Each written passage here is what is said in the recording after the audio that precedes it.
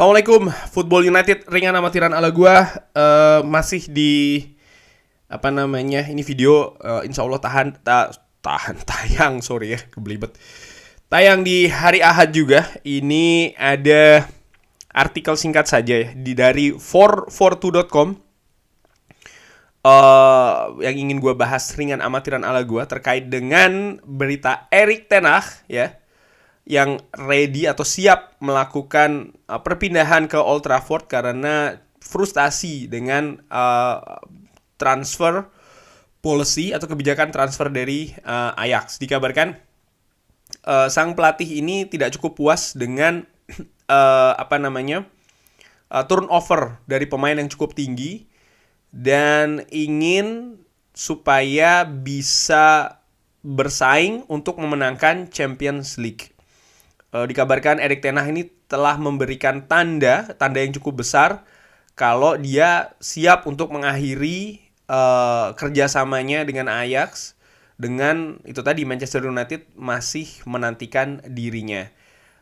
Sejak mengambil Ajax di tahun bekerja di Ajax di tahun 2017, 7 bulan setelah mereka kalah di Europa League final menghadapi Manchester United ya, ketika itu ten Hag ini melakukan pekerjaan yang sangat-sangat bagus dengan Ajax.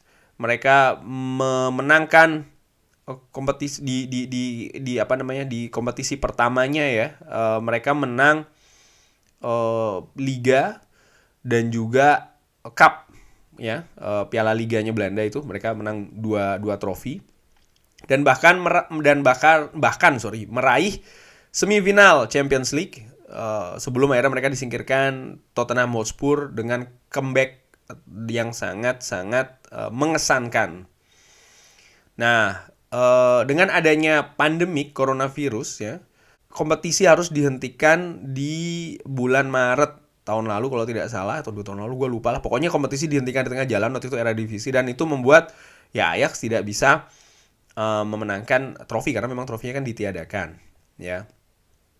Nah, di musim ini mereka juga sangat-sangat luar biasa di Champions League. Mereka memenangkan semua pertandingan di grup dan mereka akan mereka ini baru saja ya sebenarnya ini disingkirkan oleh Benfica.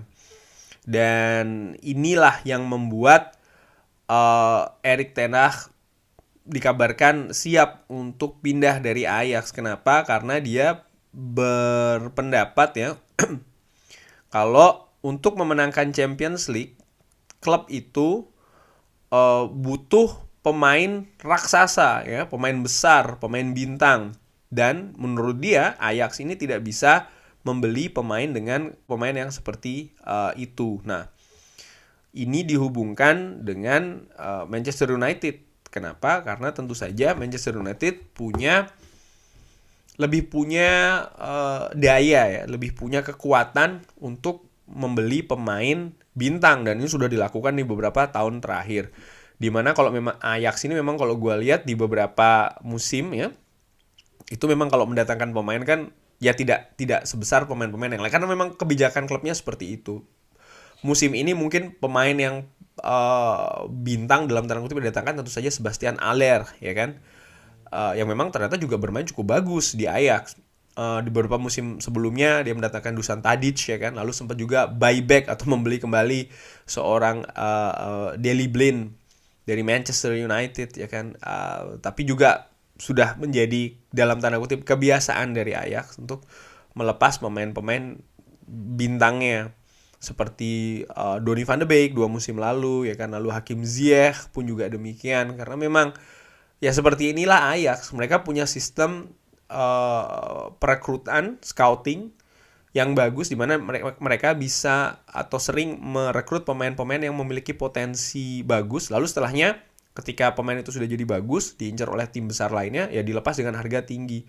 Di samping juga mereka punya sistem akademi yang sangat-sangat bagus. Jadi pemain muda itu mengalir terus ya. Sistem akademinya ini berjenjang dengan sangat cair sekali dari bawah ke atas. Dan Oleh karena itulah memang kebijakan mendatangkan pemain bintang yang disinggung oleh Erik ten Hag ini memang sepertinya bukan Ajax banget lah kalau menurut gua dengan amatiran. Dan sekali lagi ya ini dia berita yang dikaitkan dengan Manchester United, dianggap Manchester United ya menurut media ini bisa memberikan itu tadi pemain yang dibutuhkan oleh Erik ten Hag yang ingin untuk memenangkan Champions League. Ternyata itu jadi salah satu ambisi dari Erik ten Hag. Ya menurut gue cukup menarik kabar ini.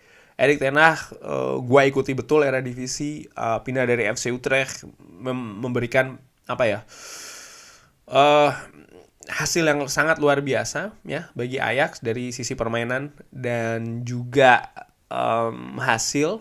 Walaupun musim ini ada persaingan yang cukup ketat dan sengit yang diberikan oleh PSV Eindhoven.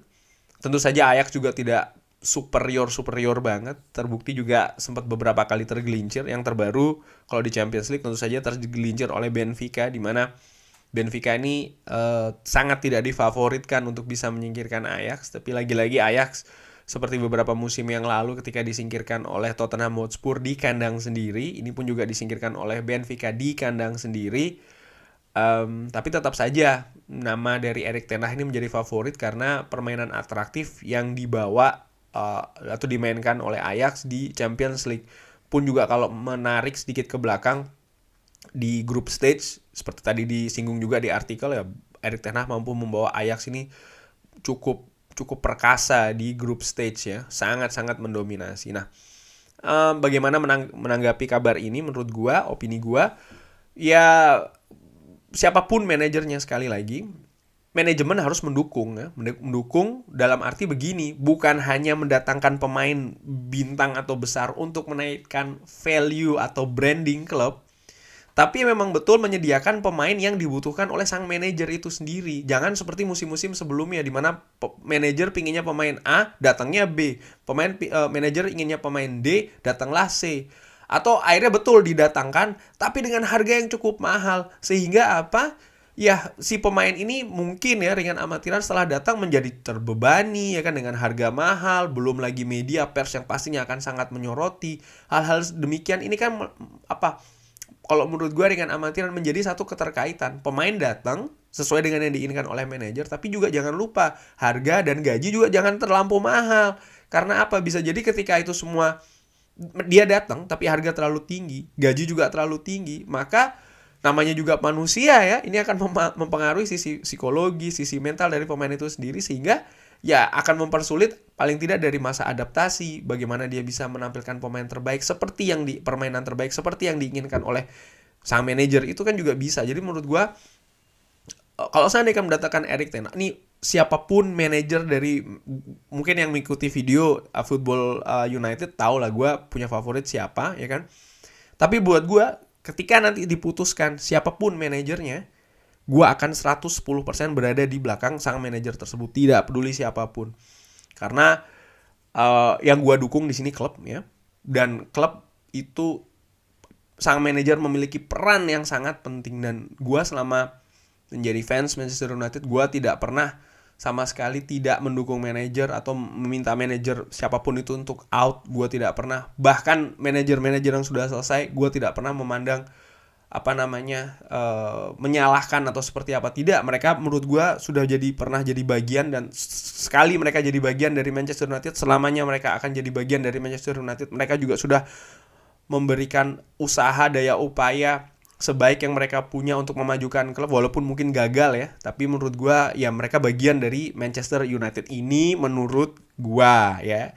Dari buku yang gue baca, dari gue tanya-tanya fans waktu di Manchester itu, bagaimana mereka itu memiliki pendapat tentang manajer-manajer yang sebelumnya ataupun juga setelahnya. Ini semua kurang lebih seperti yang gue ungkapkan tadi itu. Jadi itu sikap gue ya dengan siapapun manajernya. Tapi yang terpenting selain dukungan fans ya di belakang manajer, itu tadi dukungan teknis, dukungan support ya, berupa budget, berupa apapun lah, harus all out manajemen ini, board manajemen dalam mendukung manajer yang baru ini nanti, mau itu Ten Hag, Pochettino ataupun siapa itu. Karena sudah cukup lama ya, sudah cukup lama kita tidak memenangkan sesuatu, klub sebesar Manchester United, dan menurut gua musim depan inilah saatnya.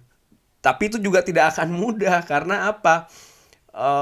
Kompetisi akan berbeda, ada Piala Dunia di tengah-tengahnya ya kan, lalu belum lagi mungkin ada keterkaitan dengan kondisi Eropa saat ini, lalu kondisi klub yang tentu saja dari musim ke musim yang berbeda, pemain-pemain yang berada di klub juga seperti itu. Ini tantangan yang cukup besar. Belum lagi melihat kalau tim-tim lain juga ya, bagaimana mereka mempersiapkan Chelsea, Liverpool, Manchester City. Belum lagi kalau kita melihat ke Arsenal, contohnya Tottenham Hotspur yang juga bebenah. Kalau kita melihat ke Eropa, bagaimana tim-tim besar lain juga, Barcelona ya kan, Real Madrid, PSG, tim-tim yang kalau kita melihat kompetisi Eropa ya, mereka itu ada di sana gitu yang akan harus dihadapi. Jadi menurut gue cukup besar tantangan dari sang manajer siapapun itu. Jadi kalau gue dengan amatiran, pendapat gue ulangi lagi, manajemen board harus mendukung ya, harus betul-betul mendukung, menyediakan apa yang dibutuhkan.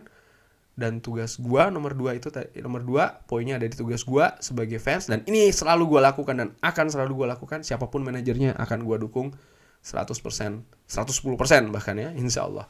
Sekian dulu, kalau ada pendapat lain drop di kolom komen. Jangan lupa like, subscribe, dan juga sholat. Sekali lagi selamat hari Ahad, selamat menjelang hari Senin ya. Jaga terus prokes dan juga kesehatannya. Semoga sehat-sehat terus sekeluarga, murah-murah rezekinya. Wassalamualaikum warahmatullahi wabarakatuh. Terima kasih.